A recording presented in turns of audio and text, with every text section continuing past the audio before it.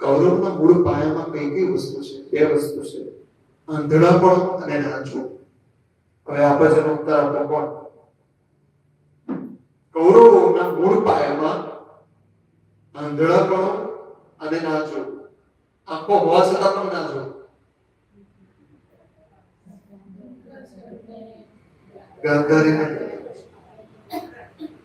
ગાંધારી અને ધૃતરાષ્ટ્ર.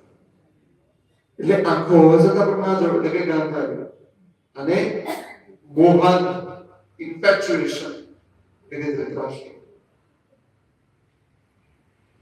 કૌરવોની જે ક્વોલિટીઝ છે કઈ રીતના છે? તો કે બ્લાઇન્ડનેસ, એટલે કે ધૃતરાષ્ટ્ર. તો ઘણા પૂછે છે કે એ તો રાજ્ય કઈ રીતના કરતા હતા?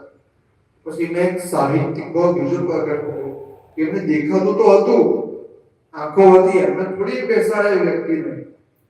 આંધળાને કોઈ રાજ્ય કરવા બેસાડે? ના બેસાડે. આંખો હોય ને તો બેસાડે ને.